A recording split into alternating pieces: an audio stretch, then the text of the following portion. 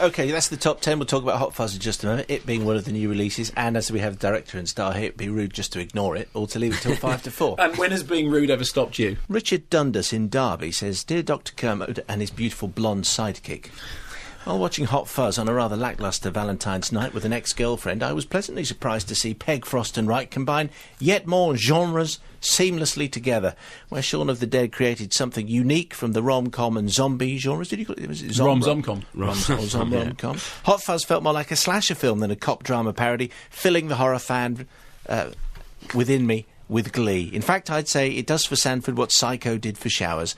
I was initially sceptical over the presence of a third act, but the sheer quality of the direction and general references to straw dogs left me wanting more. That's how you follow one of the greatest British comedies for years. Thanks, Mum. Thank you very much. What was his name again? Richard Dundas. Thanks, Richard. Thanks, That's very Richard. nice of you to say that. Who's in Derby. Tease us. Well, I think Nicholas has his street smarts about him when he goes down to Sanford, and pretty soon starts to suspect that the place may not be all that it seems. And of course, in order for it to become an exciting film, it isn't. And that's the way script writing works. If Sanford had indeed been exactly as it appears, that would have been quite. It would have been like an episode of Doc Martin. Yeah. No, you see, I like Doc Martin. No, I'm not saying, you know. I mean, not a lot, but it's very nice. What's It is Doc nice. Martin? The Martin Clunes thing on ITV. Yeah, and he plays a grumpy GP. It's like sort of Northern Exposure, but set in England. What's Northern Exposure? It's a great American TV show that was on in the 90s. Okay. But we kind of, in a way, we wanted it to start out as something like that, as quaint, and then inexorably become something far grander and sort of alien to that sort of environment. So, again, it's that kind of transition from Britishness into Hollywoodism. Timothy Dalton was on a couple of days ago telling us about this very picture. The Daltonator. Is that what you call him? we started calling he was so kind of rock solid. We started calling him the Daltonator. That's very good. And I spoke to Mark just before that, and he combined a TV show plus 2 movies to describe the feel of this film, which were.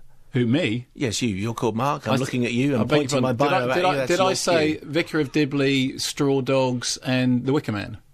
No, I think Bad Boys 2, I think. Oh, but that's because there's a specific, Bad Boys 2 theme running through, so that's, But that general... The village is kind of Vicar of Dibley-esque, is it? It's more of a sort of... Miss Marple-esque. Yeah. I suppose because we both grew up in the West Country, and there's definitely, like, not only that's a perception of kind of like, rural England, that it's like that. And it's especially with international audiences. I think most people around the world think that the whole of the UK is like Miss Marple.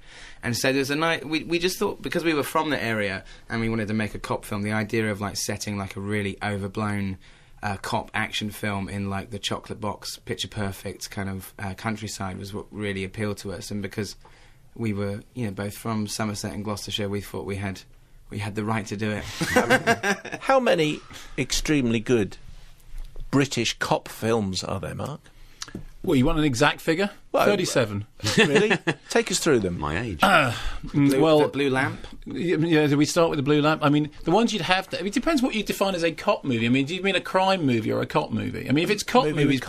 Well, there's the Sweeney movies, which aren't actually very good. I mean, do you count Get Carter as a cop movie? No, Gangland? Can't have Get Carter. We did watch it as part of our research. Yeah, I think the weird thing is that the cop movie as a genre has become confused with the action movie, and I think there are crossovers in the sort of generic Venn diagram of movies, but cop movies and action movies aren't necessarily the same thing. What are the great British cop movies? There aren't really. That's why I asked the question. That's why it's a good question. I've suddenly realised now that it wasn't just a throwaway comment. Well, it was a pithy, incisive question that cut straight to the heart of the matter. It was an observation that there aren't that many. Well, when we were researching this and when we were writing, we tried to watch all of the British cop movies, and they comprise thus: The Blue Lamp, The Offence. Oh, The Offence is a great movie. That is a great movie. Don't you think? Brannigan, which isn't really a British cop movie, but no, because John British Wayne cops in it. John Wayne leaps over the opening Tower Bridge. I watched it. We showed it at the ICA the other day on the big screen. Fantastic. How Do you about remember the poster, which was Brannigan takes on London's cops, LA style?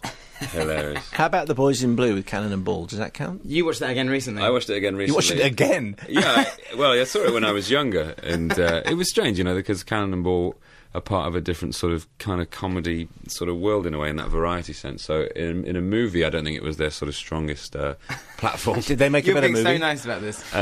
No, but I think the whole thing is that the British police service, not force, they're called the service now, have been hard to kind of glamorise in a way. It's quite a traditional force. The uniform doesn't lend itself to sort of romanticism, and people have shied away from actually making them into sort of movie figures. And like in the Sweeney movie, it's classic because they're, obviously because they're plain clothes, they're cooler, and all the bobbies get shot in the head and stuff. They're just like cannon fodder. Well, that was when we first kind of pitched the idea to Working Title. Their first question was, are they going to be uniform cops? And we said yes. They said, but that's so uncool. And I said, and that's exactly why it will be cool. It was the whole idea of like, because we, and there are so many British gangster films, and we kind of felt there was just an absolute, surplus to requirements amount of films about the underworld being cool and people with shooters and like this kind of, sort of... Although presumably you could have, after Shaun of the Dead, you could have pitched absolutely anything you wanted. Well, so we wanted to make sort of Bad Boys 2 in the West Country. I think that's exactly what we did. There's been this kind of assumption now that we're kind of ticking off the genres, and it's not true. I think we only realised that we've kind of done a similar thing again when the film was completed, and it's simply because we're big fans of zombie movies, so we did Shaun of the Dead. We're big fans of the sort of action police crossover genre, so we did this film, and we simply wanted to stay at home and do it as well. So inevitably you end up with a sort of juxtaposition of context. You've got an American-looking thing in an English setting, and it's kind of, we've done it twice. Just so we can work out what we have to fit in before 4 o'clock, apart from all with Simon Egger, how many movies are we going to talk about apart from this one? Well, 4 if we have time. I mean, I can belt through a couple of them, obviously. I know you can, but which would be the key ones to mention? Well, A Klaviar, which is a very interesting Bollywood movie. Ninth Company, which is the Russian version of Platoon. Casablanca's out, and I think a lot of people might be waiting to find out what you think about because it could go either way on that. Yeah, and of course, you know how it ends. That's true. Yeah, that's true. So, go on. What's the last? You don't know how it ends. What's the last line of Casablanca? We'll always have Paris. No, that's not the last line. This is the beginning of a beautiful friendship. Well done. I was just going to get to that. Mayo at BBC.co.uk. So we do more with Simon Pegg, more with Edgar Wright, more with Mark Kermode, and your correspondence. We have some other great cop movies being suggested here because we have Simon Pegg and Edgar Wright as well as Mark Kermode. Hot Fuzz being one of the new releases. On the Beat with Norman Wisdom has been suggested as a great British cop film. Didn't we watch a clip from that? Yeah, that's right. Yeah. Them jumping over fences, in fact. Yeah. Carry On Constable. Carry On Constable. Actually, Carry On Constable is one of the better ones. Victoria in London, great British sort of cop movie, Deathline, a.k.a. Raw Meat. Donald Pleasance drinking tea. 70s cop investigating midnight abductions by inbred, plague-ridden Victorian cannibals on the underground. Mind the gap. Deathline is an absolutely brilliant film. The Chapman brothers, Jake and Dinos Chapman, consider Deathline to be one of the great influential movies in their in their artistic development. And I think they're quite right. And when that rubbish thing came out, was it called Creep? Creep. Which it's like, I saw Deathline and it was great. And why isn't this?